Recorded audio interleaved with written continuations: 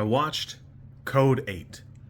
I gotta be honest with you, I've never been shy about telling people I like superpower stuff, and this one is in a weird spot for me because I watched it a couple weeks after finishing Project Power, and obviously many years after watching Darker Than Black. This is pretty good. It's got a pretty crisp storyline. It's doing pretty good. It does lack a little bit of the world building that I think is important. That it's corny to have the third industrial revolution and have that not be a plot point, I think, to make the Powered a second class citizen, but I guess it's fine.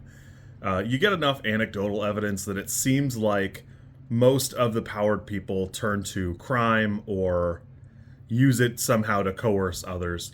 You really don't see many of them being good people, effectively. Even Sung Kang's kid, he even seems to show some, not outright uncertainty, but he doesn't immediately reassure his daughter about how things are going to turn out, and I think that's fair.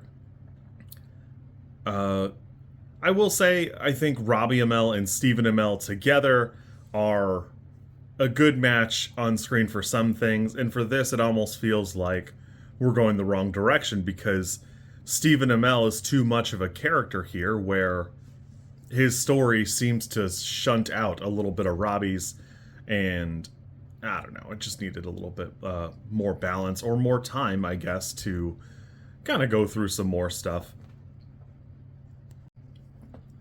Personally, I was pretty sure that the drones would be the product of some of the Powereds, and like there'd be a Powered whose power is to control them or, whatever, create them, something. And it just never really came up, which is fine, I guess. That's just what I thought it would be. It's not for any real reason, it's just what I thought it would be.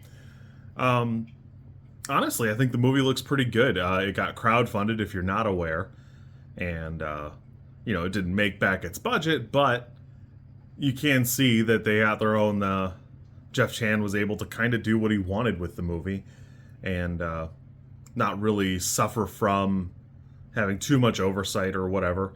That I think this turned out pretty good. There's apparently a part 2 that it got filmed in 21 and released in 24, so I've not watched that either. I'm actually kind of hyped to come home and watch it. That I think it'll be pretty fun.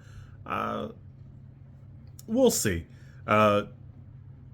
It feels like it's got the shortcoming a lot of these superpower things have, in that if it were connected to something else, it would really shine, in that you wouldn't have to shoehorn in all of your world building and backstory into this product.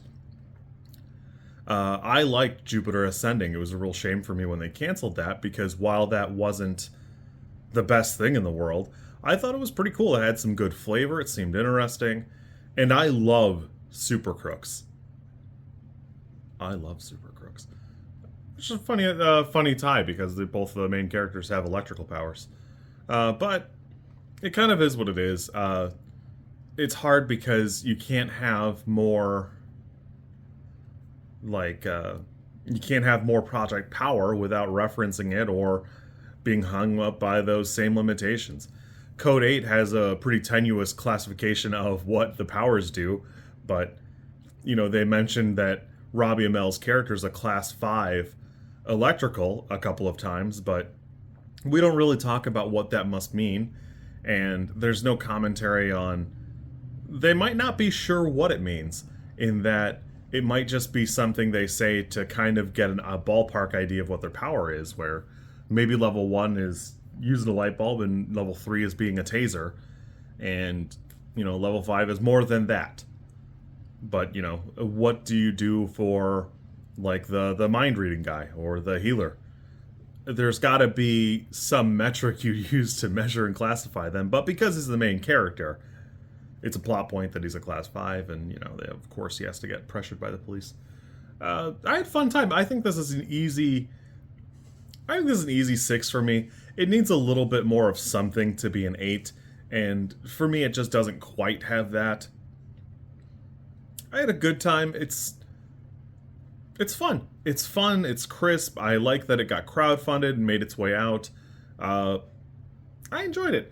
A lot of people bag on Stephen Amell after The Arrow, but it's kind of cool to see him in other stuff. He obviously had good chops. I liked a few seasons of The Arrow. I can't lie about that. And, there is a component of it where it fell off, but that's because it's a CW product, not necessarily because Stephen Amell did anything wrong.